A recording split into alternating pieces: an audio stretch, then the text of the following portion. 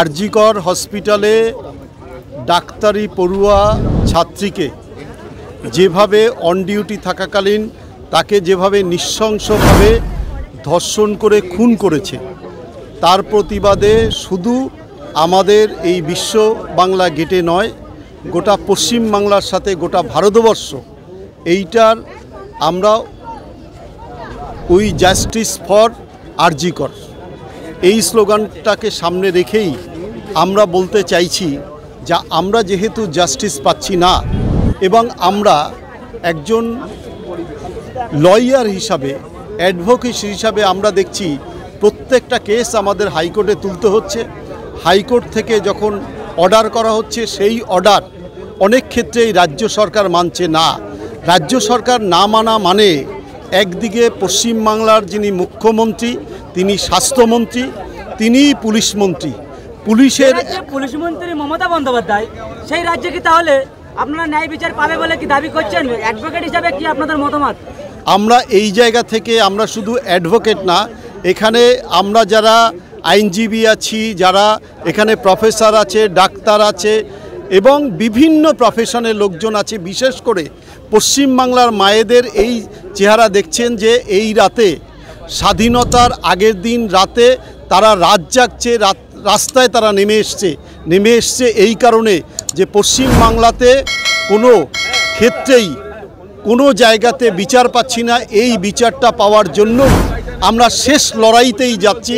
একদিকে আমরা কোর্টে যারা আইনজীবী আছি তারা লড়াই করছে, ডাক্তারি পড়ুয়া পশ্চিমবাংলা থেকে গোটা ভারতবর্ষ সংহতি জানিয়ে তারা আন্দোলন করছে, আর আন্দোলন করছে আমার মা বোন থেকে শুরু করে সমাজের সর্বস্তরের মানুষ। তারা হচ্ছে এই আন্দোলনে নামছে।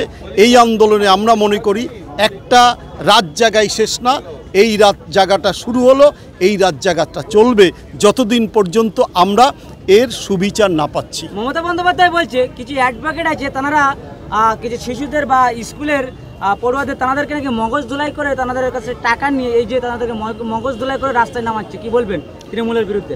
তৃণমূলের বিরুদ্ধে আমাদের বলা নেই। তৃণমূলের বিরুদ্ধে বলতে গেলে আমার হচ্ছে ঘৃণা হয়। এই কারণে যে কথা বলতে চাইছে, আজকে যারা এখানের আরজিকর হসপিটাল থেকে গোটা ভারতবর্ষের হসপিটালগুলো, ইভেন প্রাইভেটে যারা প্র্যাকটিস করে তারা পর্যন্ত আজকে ধর্মঘটে সামিল হয়েছে।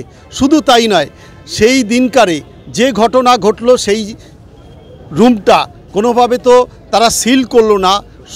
শুধু তাই নয়, সেই জায়গাটা রাতারাতি ভাঙার চেষ্টা করলো যাতে কোনোভাবে ফরেন্সিক ডিপার্টমেন্ট তারা এইটা কোনোভাবে পরীক্ষা নিরীক্ষার মধ্যে থেকে সিবিআইয়ের কাছে তদন্ত না যায় এইটা দেখছে।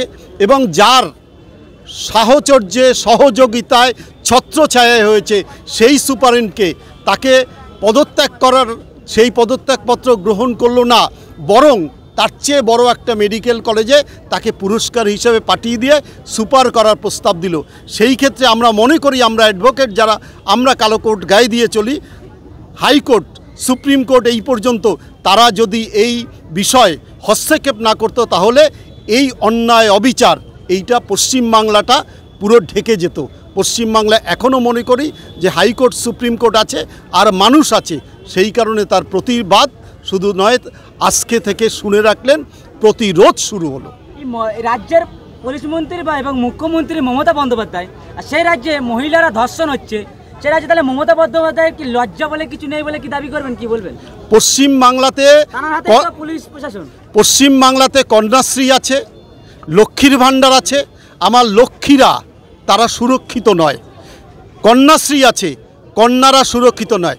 4 বছর থেকে 80 বছর পর্যন্ত মহিলারা তারা কেউ সুরক্ষিত নয় পশ্চিমবাংলায়। পশ্চিমবাংলার মুখ্যমন্ত্রী, যিনি পুলিশ মন্ত্রী, যিনি স্বাস্থ্যমন্ত্রী, গোটা ব্যবস্থাটাকেই ভেঙে ফেলে দিয়ে শুধুমাত্র সুবিধাবাদী ব্যবস্থার মধ্যে চলছে। এইটা বেশি দিন চলবে না। এই মানুষদের দেখে বুঝতে পারছেন মানুষ রাস্তায় নেমে এসছে। এই নিউ টাউনে যে বিশ্ব বাংলার সম্মুখে যে আজকে আন্দোলন, এই আন্দোলন আজকের পর থেকে আজকেই শুধু শেষ নাকি আগামী দিনে কোনো বড় পদক্ষেপ নেওয়া হচ্ছে? আজকে দেখুন পশ্চিমবাংলার মধ্যে বিশ্ব বাংলা গেটে নিউ টাউনে এই জ্যোতি বসু নগরে আজকে এখানে প্রতিবাদ হলো। আপনি দেখবেন পশ্চিমবাংলায় প্রায় 1000 খানেক জায়গায় এই প্রতিবাদ হচ্ছে এবং এই প্রতিবাদ আজকে রাত 11:30টায় আরজি কর মেডিকেল কলেজ থেকে আপনি কয়েক হাজার না লাখো মানুষের মিছিল শুরু হবে। এই মিছিলের থেকে আহ্বান, এইটা আজকের দিনে শেষ না, কেউ ঘুমিয়ে পড়বে না, জেগে উঠেছে, এই জায়গাটা রাত জায়গাটা চলবে। এবং আমরা মনে করি এই মায়েরা তারা হচ্ছে রাস্তার দখল রাতে নিল না, তারা সর্বক্ষণই আগামী দিনে নেবে, তারা থাকবে। পুলিশ মন্ত্রী মমতা বন্দ্যোপাধ্যায়, সে রাজ্যে তাহলে পুলিশ মন্ত্রী মমতা বন্দ্যোপাধ্যায় আছে, তিনি তো আইনটা হাতে নিলে দেখতে পারতো কি করা যেত কিনা। ন্যূনতম যদি লজ্জাবোধ থাকতো তাহলে স্বাস্থ্যমন্ত্রী এবং অর্থমন্ত্রী, স্বাস্থ্যমন্ত্রী এবং পুলিশ মন্ত্রী দুজনেই এই সময়কালে মানে দুটো পদের একই পদ সে রেজিগনেশন করত। তার কোনো লজ্জাবোধ এখানে তার নেই। লজ্জাবোধ থাকলে তিনি পদত্যাগ করতেন। কিন্তু আমরা মনে করি পশ্চিমবাংলার জাগ্রত মানুষ তাদের দায়িত্বেই পদত্যাগ করাতে বাধ্য হবে, এটা আমার বিশ্বাস এবং সেই বিশ্বাস নিয়েই এখান থেকে ফিরব সবাই।